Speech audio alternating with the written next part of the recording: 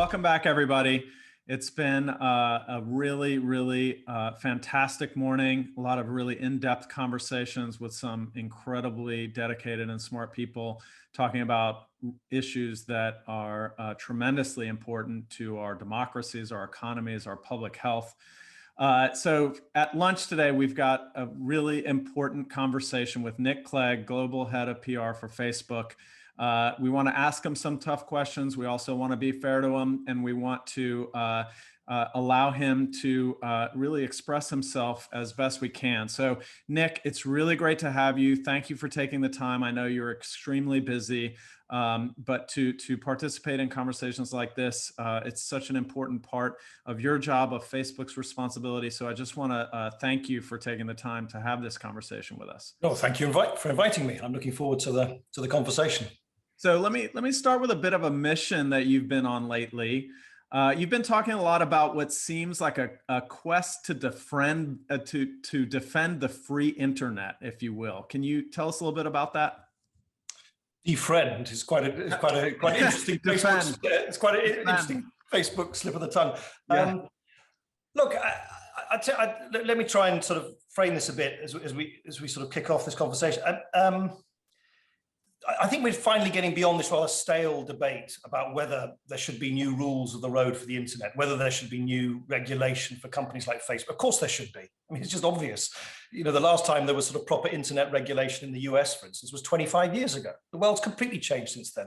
So I think that, you know, that debate's done. We're going to get new regulation. We need new regulation. There need to be new rules of the road. I think now the debate is a much more, in a sense, more interesting one, which is, how do we regulate at national level without balkanizing the global internet? In other words, can we regulate without, in a sense, destroying what is open and free about the global internet? I think it's a much more perilous exercise than many people are assuming, partly because we're stuck still in this kind of old stone throwing debate about, oh, you know, these companies are too powerful, they should be regulated. Yes, of course they should be. I mean, you know, we're done with that. The legislators in the UK, the EU, India, here in the US, everybody's now moving beyond shouting at the problem to actually rolling up their sleeves and doing something about it. So the next question is, what happens when lots of different jurisdictions impose national regulation? What effect does that have on the seamless open internet? And of course, this is all happening when social media in particular, and the internet generally, is in a sense the sort of technological epitome of globalization, the free flow of data, of voices, of expression, and so on, regardless of borders, at a time, which we're now living through, of political deglobalization. I mean, if you look at, you know, Brexit in my country, economic nationalism in India, the nativism of politics in large parts of Europe, the polarization in the US, you know, since the high point of sort of political openness in 1989, we've been moving progressively towards a more kind of deglobalized politics, where politicians want to kind of control things which they feel they haven't been able to control hitherto.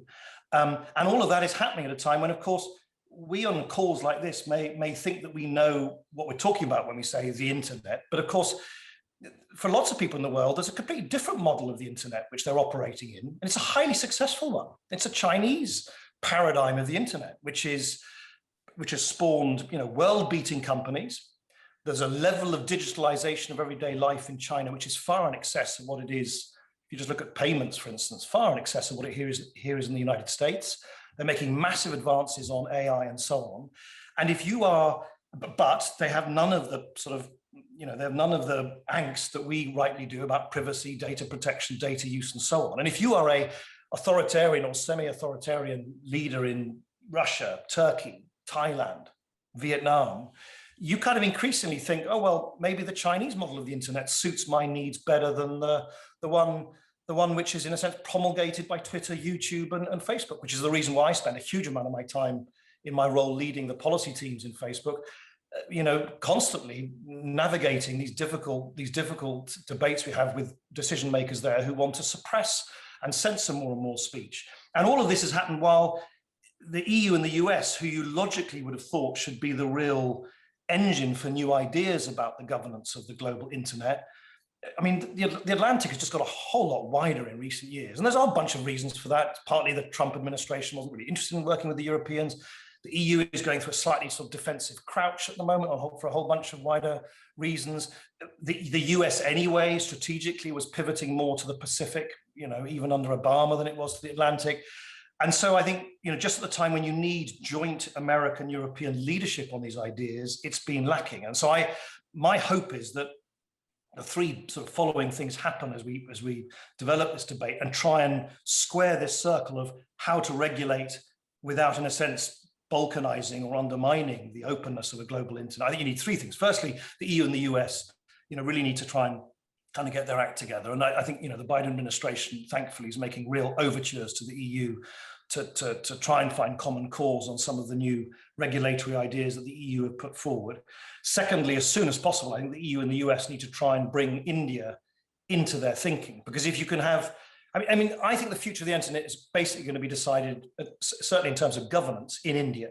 If India goes, how can I put this to simplify things grotesquely, if India goes in a sort of Chinese direction of heavier surveillance, of kind of trying to build walls around their internet, then I think the fragmentation of the so-called splinter net will accelerate dramatically. But if India can work cooperatively with the EU and the US to set new global rules, that would be great. And then the final thing I'd say is we need institutions. We just don't have institutions where these discussions can take place.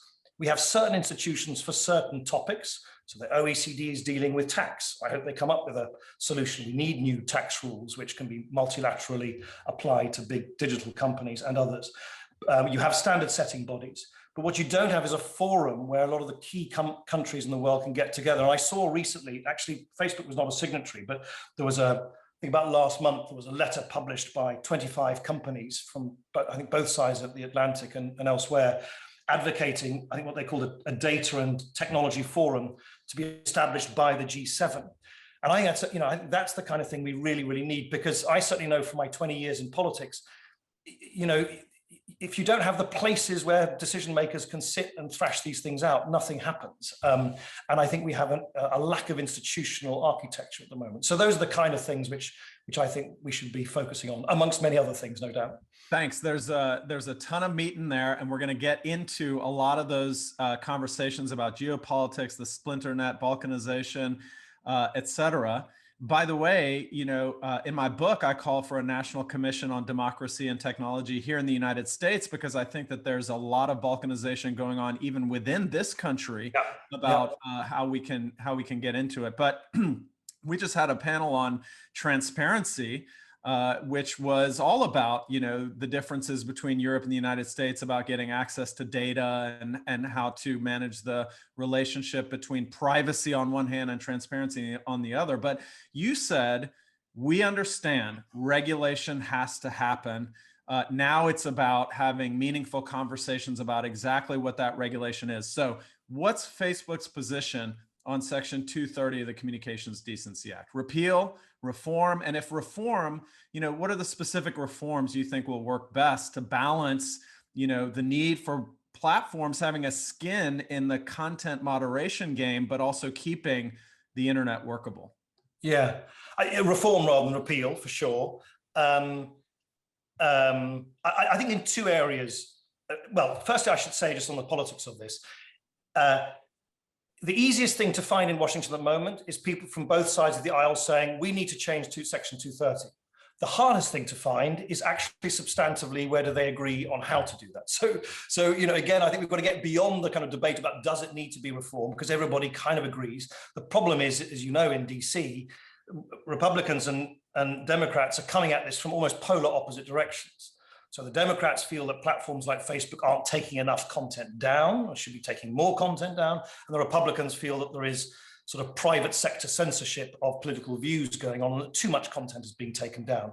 So I think there's quite a narrow landing strip where you can get both Democrats and Republicans to work together on this. But I hope they will be able to. And I would suggest two ideas. Firstly, I think it's pretty obvious that the systems that private companies like Facebook use, and we have, the company is very proud of these very sophisticated community standards we promulgate. We have huge teams of people, 35,000 people working on how to kind of moderate content. We've develop new independent institutions like the oversight board to act as a sort of final mechanism of appeal for content decisions. We use AI at huge scale to remove content, to block fake accounts and so on and so forth.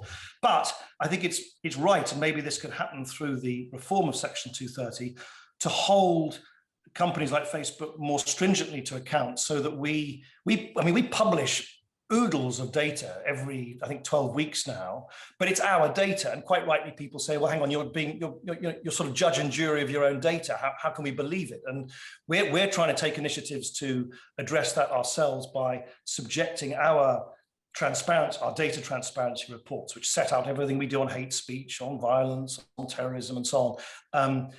We're going to subject that to an independent audit. But I do think it would be a good thing for a government-sponsored form of audit of and basic standards of accountability and transparency to be by statute enforced upon companies. And the second area is this: illegal content. Everybody agrees that illegal content should be, obviously, it's illegal. It should be removed, and companies like Facebook are under, quite rightly, strict legal obligation to do so. I think how you administer that, though, through Section 230, if you do it if you only pursue every bit of content that has escaped through the net, and because no system is perfect, so there will always be a piece of content or a post that should have been caught that hasn't been. I think you'll just endlessly be playing sort of whack-a-mole. But instead, if you say to companies in Silicon Valley, look, you have an obligation and you have no immunity on, for instance, really, really egregious data. Let's say content on child sexual exploitation. But if you can prove through your systems that you have done everything that is can be reasonably expected of you to bear down on that illegal content, then you can, in a sense, earn immunity. So a sort of a process of earned immunity. And I think why that might work is it would put huge pressure on the Silicon Valley companies to get their systems absolutely as effective, as well-resourced, and as transparently sort of effective as they possibly could be. So I think a process of, it's what I call sort of earned immunity, rather than assumed or granted immunity without any conditionality. So conditional immunity from liability might be a way forward, particularly for illegal content. So I actually really like this idea of earned immunity. So in terms of the civil liability shield, you earn protections from civil liability by demonstrating goodwill and demonstrable full force efforts to deal with the issues of harmful versus free speech online that we've been talking about. So we're going to talk a lot about transparency and how do we vet that you've earned that immunity, for example. So should we just leave that up to Facebook and the rest of the platforms in terms of demonstrating earned immunity, or oh no, what's the independent verification process? Oh yeah, no, absolutely not. You shouldn't allow the companies to be sort of judge and jury of their own. They shouldn't mark their own homework. No, I think, but look, all of this obviously is open for debate, and it's for legislators to write the law, not for us. We're just grappling with this ourselves, and so these are just some of ideas that we've generated within Facebook. But I do think you'd need a statutorily established body, a sort of regulatory third-party body that would vet whether the companies that subject to a reformed Section 230 do have the systems in place and have done everything that can reasonably be asked of them to develop those systems, to resource them, and to properly and to implement them fully. So I know absolutely, Sinan, you would definitely need to create some new institutional architecture which would vet whether the companies are in a position to earn, or indeed the reverse, whether they fail to do so, and whether sanctions should be applied, and whether the earned liability should be withdrawn from them, because it should always be conditional, of course, on ongoing good practice. Yeah, in thinking about this, it's easy to ask the question and it's easy to put it to you. But if somebody were to ask the question to me, I would then have to fumble and stumble a little bit, because, for instance, a lot of the institutions that you would look to be the vetters of something like that are politicized. So if you look to, for instance, the FTC or the FCC, these are 5-person politically appointed commissions. So we need some sort of more objective way to vet. And I think that, again, it's easy to ask the questions. It's much harder to provide workable answers and solutions, I think, to them, for sure. Yeah.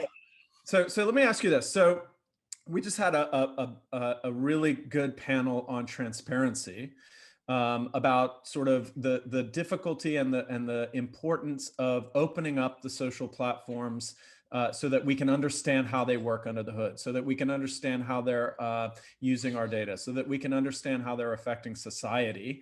And lawmakers, citizens, scientists, they've long called for more transparency, with regard to Facebook's algorithms. The Social Science One initiative initially stumbled, and then it came through with a large data set. As we all know, the Cambridge Analytica scandal started with Facebook sharing data with Cambridge University as an attempt to be transparent with an academic organization.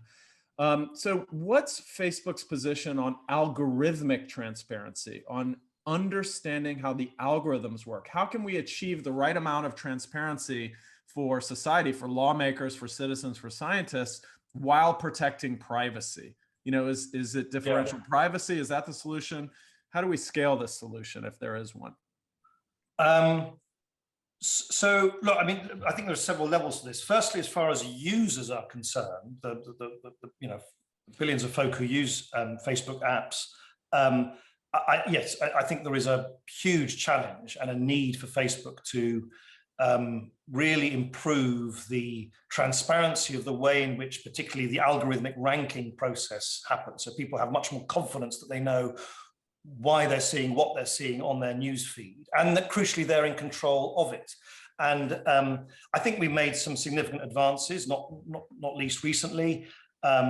We have in effect now put in place, and you can scroll to the top of your newsfeed now and you'll see that there's a sort of feed filter bar where you can toggle between sticking with your algorithmically curated newsfeed or switching, which you always could do, but it was always rather invisible. Now it's much more visible. You could switch to a chronological feed, or, which is much newer, you can basically compose your own feeds from your sort of your favorites, and you can sort of hand pick those. So you can basically override the algorithm. And at the same time, there's been this ability to, particularly through on the ads that you see, to see why am I seeing this? You just go on those 3 little dots and you can see why I'm seeing this. We're extending that significantly also to recommended content. So you'll see why is something being recommended to you. So I think there is a lot in the user experience that you can do to give people much greater sense of agency, transparency over their experience, and an ability and a sort of sovereignty over the content that they see, which,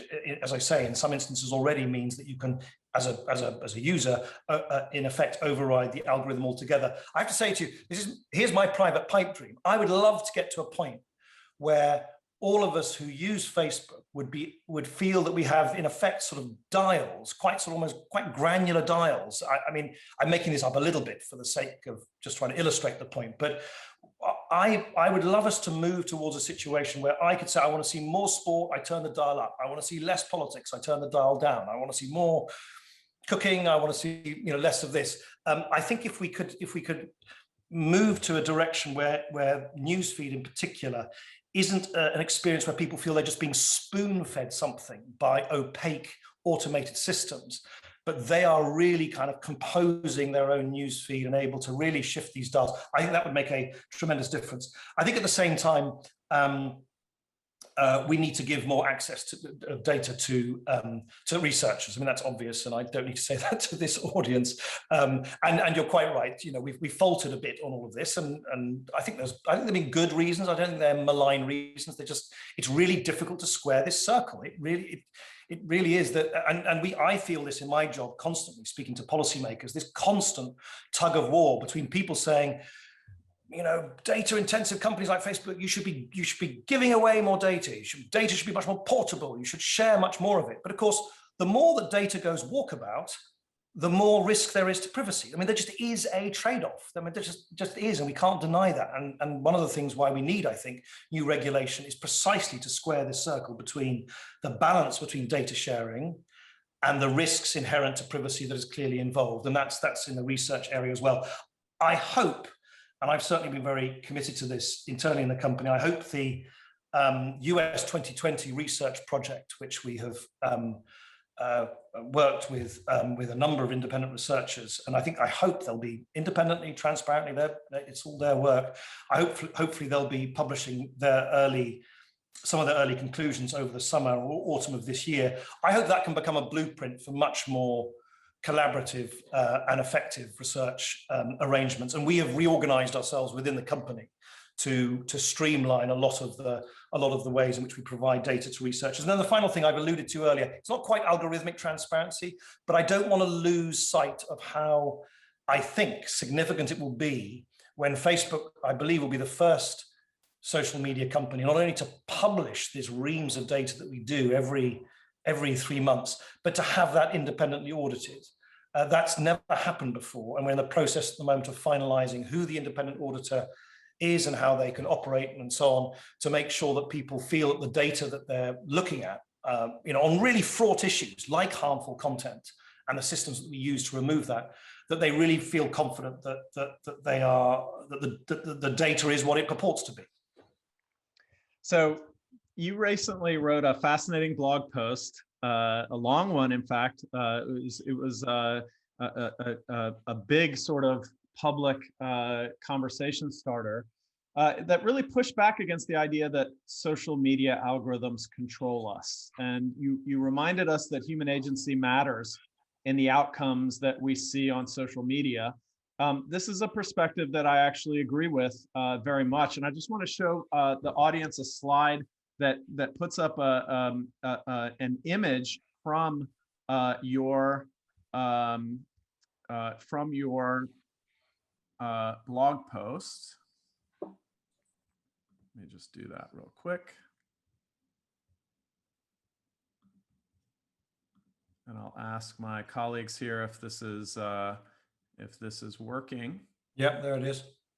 Okay, perfect. So here's your image, and the point that you're making is that there's kind of been this zeitgeist in society that the algorithms are controlling us, and you're saying, well, hang on a minute, there are choices that human beings are making in this process that lead to the outcomes. Now, I just want to draw your attention to the fact that this is the image from my book that was published well ahead of your blog post, I might add, about the dynamic interplay between machine intelligence and human behavior, between structure and agency.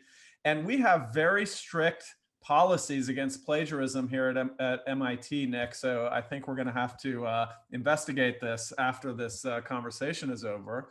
But in all seriousness, you and I, in making this point, are sort of standing on the shoulders of giants of structuration theory and Wanda Orlikowski applying that theory of the dynamic interplay between structure and agency, between machine intelligence and human behavior, in creating the outcomes that we see in society. Now, I want to be very specific, and I want to make sure that we have a concrete conversation about this.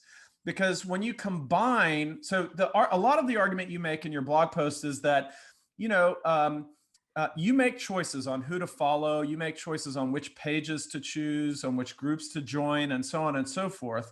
And then those friends, groups, and pages feed a lot of the content that go into your news feed. But when you combine the people you may know algorithms, which recommend who to connect to, and the feed algorithms, which recommend the content to consume, doesn't the system have an outsized impact on where we place our attention? Is that a problem? And if so, what do you think Facebook should do to start addressing it? Well, sorry, maybe I don't fully understand the question. I mean, the people you may know thing is just a classic example of what I was trying to illustrate in, you're quite right, that lengthy piece, and I will let the audience decide which of our graphics are better to illustrate the same point, but in a sense, they're both actually far too complicated, because simply what I was trying to say is, look, the algorithm is not sort of burrowing into your neural pathways and making you do stuff without any kind of human agency whatsoever. It's the interaction. I saw some critics saying, oh, you know, Nick Clegg's blaming it all. I'm not blaming anybody. I'm simply saying it is an interaction. It is the interaction between these algorithmic ranking systems and our choices that is the fascinating thing. And it doesn't help us to move forward to deal with some of these societal issues by reducing some of that interaction to a caricature in which we say the machines are completely in control, which is why, candidly, some of the sort of zeitgeisty stuff I've seen over the last year or two of sort of, you know, people in space or Star Trek suits in control rooms, pulling levers and making people sort of feel things, do things, act in a way which is completely beyond their own volition. I just think it's just a really unhelpful miscaricature of the interaction between the two. And People You May Know is a great example of that. People You May Know, for those who don't know or don't use this, it's literally just like a line of what looks like passport photographs that the Facebook systems say, look, here's someone you may be connected to because, I don't know, you went to university with them, or you went to school with them, or you're on the same groups. In fact, the one proof point that it uses, it says how many friends you share. But then it's entirely up to you. I mean, for what it's worth, I can't remember ever picking someone from People You May Know on my Facebook newsfeed. But it's then for you to choose whether you want to respond to that prompt or not. And I kind of don't think the People You May Know sort of tool, it's not forcing you, it's just saying, here are some people who you share friends with, and it actually shows you how many friends you share with. And then if you kind of think, oh God, I forgot about that person, yeah, I wouldn't mind sort of checking out what, you know, how they're doing, and I'll double click on them and you become a friend on Facebook. But it is in many ways, I think, almost a rather good example of the interaction. Now, I totally respect that some people say, oh, but I don't want to have any prompts. I don't want to have any automated prompts. I don't want to have any way in which, but as I try to explain in that, yes, forgive me, it was a slightly lengthy, but this is a complicated topic. You know, we live in a universe now where we do rely on automated systems to make numerous suggestions to us to personalize the experiences that we have. And one of the great evolutions in the internet over the last decade or so is precisely a move towards great personalization. I mean, forget Facebook for a minute.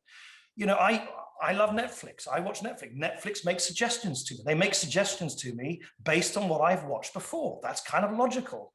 And I find that really helpful, because I wouldn't find it very helpful just to, every time I turn Netflix on, to be confronted with this encyclopedic sort of volume of unstructured choices. So, you know, in one domain after the next, we are constantly being asked to make choices based on some level of automation, based on our previous preferences and likes and dislikes. And in Facebook, which of course is different to an open-ended recommendation engine. I mean, Facebook's not sort of fishing from an infinite amount of content in one sense, because it's bounded most heavily by who your friends are, which groups you're a member of, and which things you've commented and shared with in the past.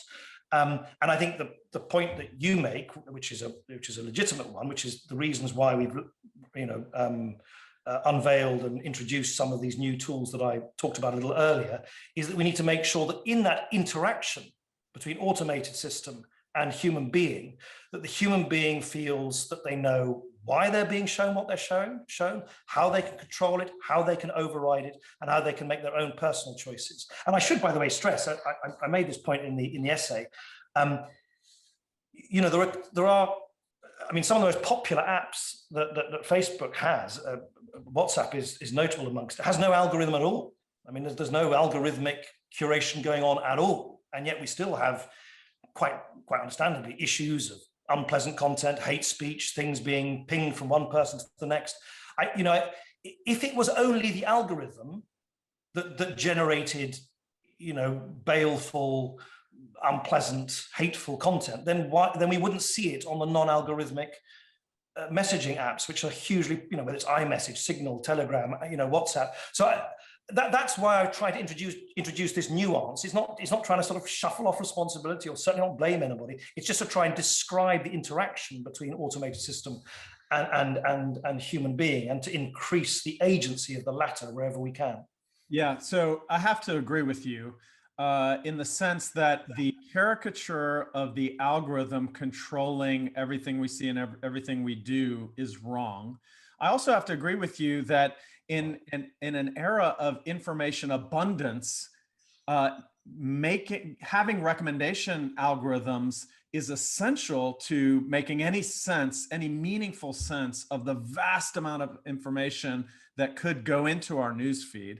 But I also think that the caricature of the other side, that the algorithms don't meaningfully structure what our choices are, is also wrong, in the sense that, you know, having spoken to Facebook engineers, having researched the problem myself, you know, even though you don't click on people you may know recommendations, the lion's share of new connections come from those recommendations, and the pages you follow, the groups that you're a part of, the friends that you make, which all come from recommendation algorithms, and those choices that you make, you know, the choices you have to make there are limited in this vast abundance of information to the things that the algorithm recommends. So the caricature on the one end of the determinism of the algorithm is wrong, and the sort of the other caricature of it's all free choice and the algorithm really doesn't structure anything is also wrong, right? I think. Sinan, I agree with that, and look, I really do, and I hope, and I think it's a fair challenge that you make. But that's, by the way, and I hope you'll see this in the months to come. So one of the things that I've been pushing very hard in my role in Facebook is to make sure that we and I hope you'll see in the months to come that we become more and more we publish more information about how the distribution of problematic content is reduced on our platform, that we publish more on the data so people can understand, what is really popular on newsfeed. I read a lot of stuff about people saying, Facebook is awash with ... which often doesn't actually conform to what most normal human beings are actually experiencing on Facebook. I think we can do more to be more open about the surveys that we launch, which we increasingly rely on. We rely on survey evidence where we ask people, what do you find inspiring? What do you find uplifting? What do you find useful? What do you find meaningful? I think we need to publish more of the signals and the predictions that guide newsfeed, ranking. And so I think there's a whole bunch of stuff that we can and must and should do to, in a sense, lift the veil and to maybe just dispel some of the, because it's understandable. I get this. Why should anyone give a big global company like Facebook any benefit of the doubt? Of course they're not going to, and nor should they. And Facebook should rightly be under a lot of pressure to constantly explain itself, improve, and so on. But hopefully, by lifting the veil, sort of lifting the bonnet, if I can put it like that, on the kind of on the engine of particularly how algorithmic ranking works, we might be able to over time just dispel some of the, as I think you've suggested, some of the faintly sometimes ludicrous sort of cardboard cutout caricatures about all of this. Yeah, I mean, I think that's such a good point that I agree with. The more transparency that you achieve, the more you can dispel some of these incorrect zeitgeists about, wow, like 99% of Facebook is misinformation or hate speech. We all know, well, the people who know that's wrong, but sometimes you need the transparency in order to put out the true percentages of content that are one way or the other. Sure. But I mean, just since you mentioned it, I don't want to, but we have recently started publishing, exactly in the spirit that you've recommended, prevalence numbers for hate speech. So how much hate speech is a sort of percentage of the total? And the latest figure we published is that hate speech constitutes 0.08% of total newsfeed content. I wish it was zero. I don't think it will ever get right down to zero. But, and this comes back to my previous point, that is our data. That is our data. That is our prevalence sort of estimate. We believe in the rigor of that data. We've got very rigorous data science teams who won't allow any of that data to be released unless they vetted it 1,000 different ways. But I totally accept the challenge that people will want, which comes back to our earlier discussion about independent audits, maybe some third-party institution, vetting for itself whether our data is sound, to have that kind of data confirmed independently, so that it hopefully gives people more reassurance than I think it is currently doing. So let's talk about political polarization for a minute. So political polarization, it's a complex process with myriad causes. I doubt any serious scholar would claim that Facebook is solely responsible for political polarization. And many would argue it's not even clear that political polarization is on the rise globally.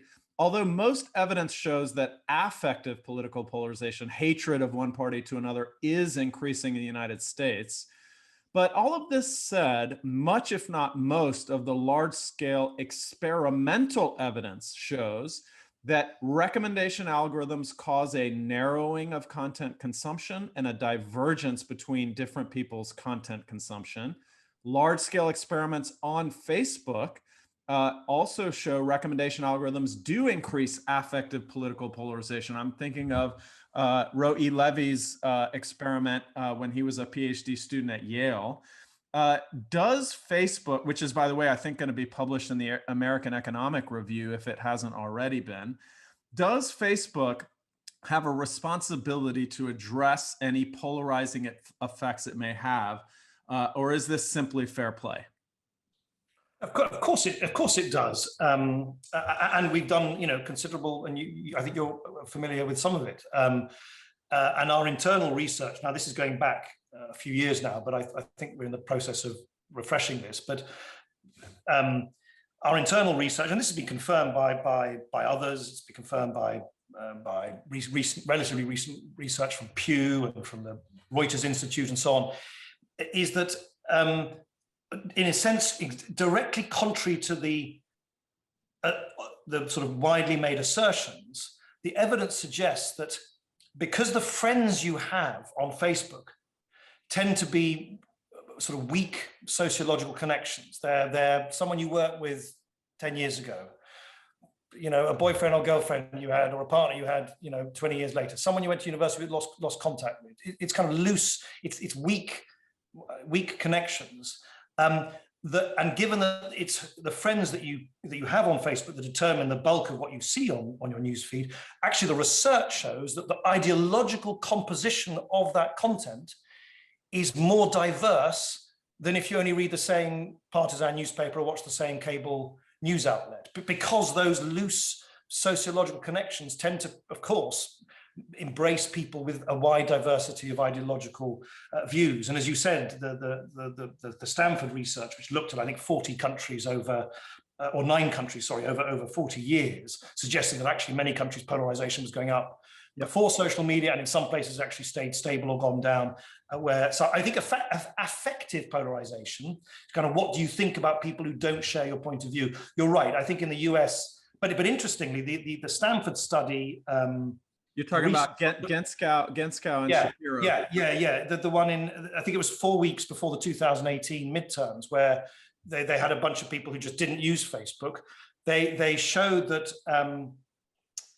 it didn't actually reduce affective polarization. So interestingly, even if you were not using Facebook, your sentiment in that experiment, at least, towards people who don't, from a Democrat towards Republican, Republican towards Democrat, didn't go down. So that does suggest there's some pretty deep roots to this affective polarization, political polarization in the US. But look, that's what the research suggests. The research suggests that the kind of sources of polarization are much, much deeper. I mean, in my own country, I've heard people somehow suggest that social media is the reason for Brexit. I mean, it's an absurd thing to say. If you look at the history of Britain and Europe, Britain didn't join the European community in the post-war period because it was ambivalent about joining with its European members. This was in the 40s and the 50s, for heaven's sake. We had a completely different experience of the Second World War. The Conservative Party has been tearing itself to bits. I used to work, would you believe it, for a conservative pro-European as an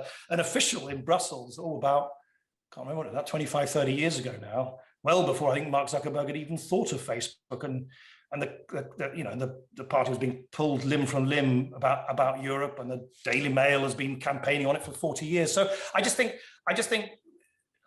of course, all of this shows up in social media. Of course, we must understand the role that social media plays. And yes, in answer to your question, of course, Facebook has a responsibility to understand and act on all of that.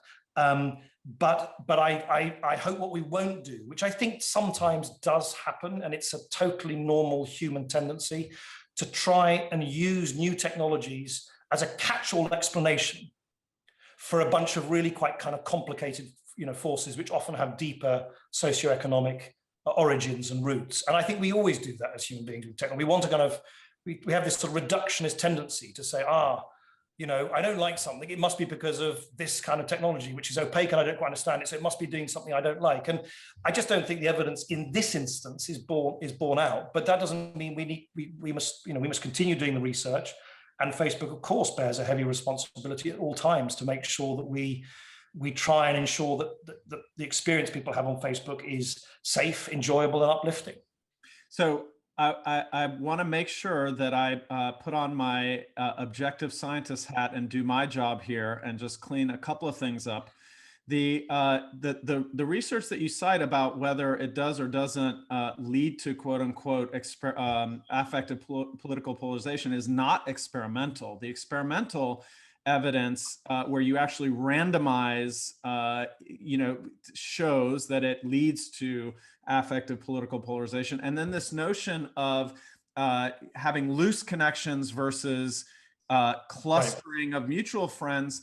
I think that the research there actually shows that recommendation algorithms lead to more clustering, shorter path lengths on Facebook than in general in society, and that having more of a kind of community online that's more people like yourself, homophilous communities, is part of the issue. But when it comes to political polarization at large, and I sort of open the question this way, lots of institutions seem to be contributing to political polarization in lots of ways. Take cable news networks, the research that you're talking about, internet, no internet, access to cable news or watching a lot of cable news or not watching a lot of cable news. The research shows all of that also is related to political polarization. It's not just social media or just Facebook. Why aren't they being grilled like you? Why aren't they being grilled as much as Facebook is on this point?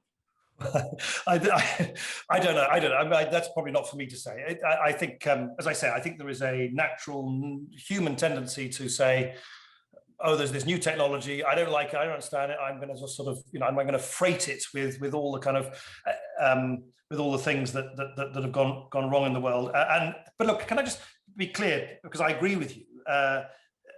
Of course, there's always nuances. So for instance, I thought a really, really interesting, very recent study from the Berkman-Klein Institute in Harvard, which looked at where did most of the misinformation about mail-in ballots. You know, there's this whole thing about all the misinformation about mail-in ballots. And there's this terrible concern, quite rightly, that people were going to be discouraged from using mail-in ballots, and it became a highly politicized thing. They didn't find that social media played no role. They didn't say that, and I'm not saying that. But they did, and I think this is very significant. They said it played a distinctly secondary role, and that it was elite and mass media, particularly this feedback loop of partisan media outlets and cable news outlets, that really generated this vortex of misinformation about that. In fact, we, as you know, we might know, we created this, this very innovative voter information center, which hundreds of millions of Americans saw, to actually explain to them where to vote and how to use the mail-in ballot and to dispel all of that. And our evidence suggests that 4.5 million Americans were helped to register to vote because they saw that authoritative information on Facebook. So I'm not saying, of course, we play a part in that ecosystem. I just thought that was really revealing, because that is a very concrete example of misinformation, where a lot of the conventional narrative is, well, it must be because of social media, and where the academics in this instance said, of course, social media plays a role, but it's secondary. It's secondary to actually good old-fashioned cable TV and good old-fashioned partisan newspapers. And boy, I come from a country with some of the most aggressively partisan newspapers on the planet. If you only read The Sun, or you only read the Daily Mail, I guarantee that gives you a pretty particular worldview. Yeah, I have to agree with you. We were talking about political polarization, and we sort of clarified that. This is about misinformation. When I think about the misinformation around voter fraud, if you were to ask me what I think based on the research that I've seen is the leading cause of that, it would be political speech and media. And then everything else would be far lower in terms of that issue of election fraud in the 2020 election, mail-in ballots, and all the rest of it as well. Much less so Facebook, much more so politicians and the media outlets that talk about them. Let's switch to geopolitics for a minute. You sort of opened a little bit with this. So last week, China revealed its draft national personal information protection law, which limits how private companies can collect data. But obviously, it's widely known that the Chinese government has broad and basically unfettered access to vast amounts of consumer data. Europe has the GDPR. The US has this hodgepodge of 50 states privacy legislation led by California with some discussions about potentially a federal privacy legislation. So how do global platforms like Facebook navigate these varying frameworks for privacy and data protection? Do you just have to go with, whatever is the least common denominator, the most restrictive, and apply that to all consumers' data? Or do you just have to develop different and adapting policies in every geopolitical area? Well, I mean, this is what I spend most of my time on. It's my day job, really. I lead the policy teams at Facebook, and we're engaging, as you can imagine, in a sort of dizzying Rubik's cube of different sort of regulations and around the world. As I say, I think it's high time that, I mean, this pendulum has swung so violently from sort of tech euphoria and tech utopianism in the past, where people like Steve Jobs and Mark Zuckerberg could do no wrong, and it's now swung almost to the other extreme, where it's sort of hysterical tech pessimism, where every problem in the world is ascribed to tech. Neither extreme, of course, are true, and I don't think the pendulum will come to rest until the power and influence of companies like Facebook is framed in sensible regulation, and that's what we're now embarked on. And to your question, how do we navigate all of that? Well, I actually think we won't know. I think the next few years are going to be vital, are going to be absolutely vital. Are we going to end up in a world where basically the global internet as we know it just becomes ever more fragmented? And we're seeing some worrying signs. I mean, I'll give you two examples. The Indian government is possibly over the summer going to pass legislation to insist that data on global platforms remains in India. That the sort of data cake is kept in national data, cake slices, what's called data localization. I think if India does that, I think many other jurisdictions will follow. And before you know it, the seamless flow of data will be interrupted by just lots and lots of separate different silos. At the same time, you have some of the people listening to this may be familiar with this. You have this long-running saga. I remember it from my own time, my 10 years in Brussels as a European Commission official and then a member of the European Parliament many years ago.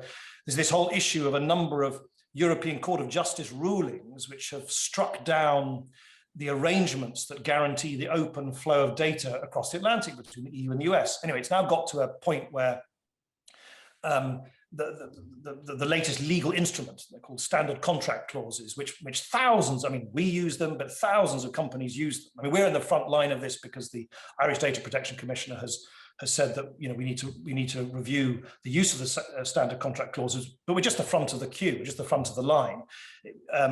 If basically it becomes no longer legally possible to transmit data across the Atlantic, we could see just at the time when both the American and European economies need to recover from this pandemic shock, you could literally just see data flows being switched off. And there's a very genuine prospect that this might happen because the American and European governments have not been able to, and the EU not been able to come up with a successor regime to something called Privacy Shield. But these are just two examples of how both by accident or by design, far from having a consistent approach where people, it's why we've long advocated, if people are going to embark upon privacy legislation, the closer they can hew to the best in class, which at the moment is GDPR, the better. Because if we can, it's why Facebook, I think other companies welcomed the legislation, the statewide legislation in Virginia recently, because it was pretty closely modeled on GDPR. The more, and I think Europe is a leader here. Europe can set standards which then become emulated around the world. The more that can be the approach, rather than everyone inventing their own thing, the more we can avoid this truly perilous risk to the open internet.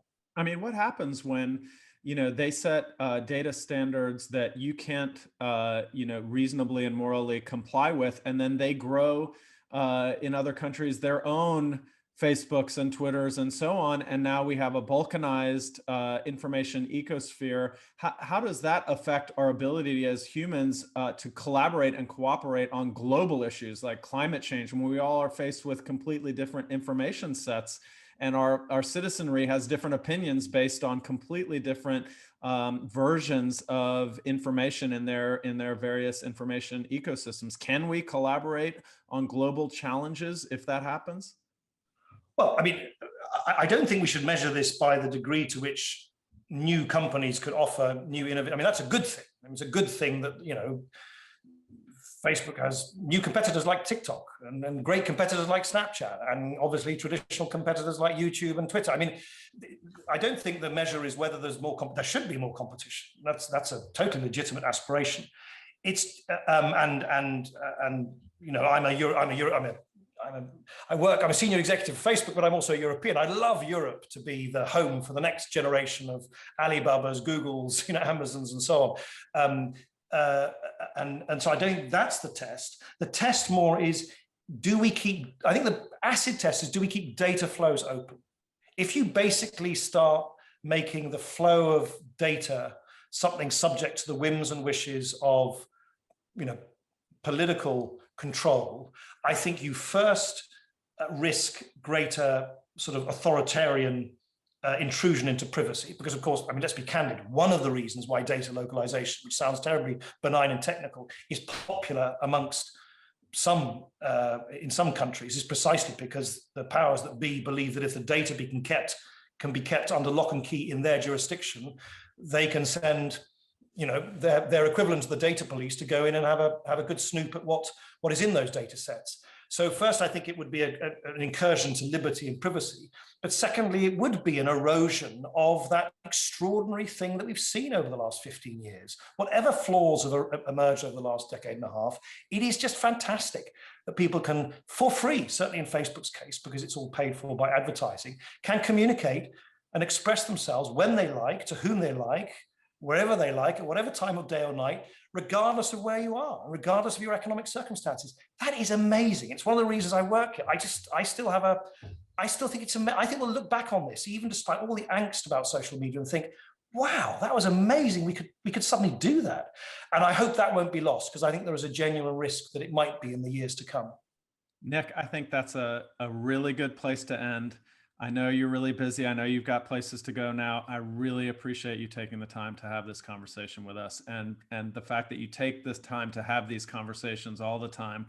We appreciate it. Thank you. Likewise, I really enjoyed it. Thanks, Sinan. Thanks so much. All right, everybody. That brings us to the close of the Fireside. More to come.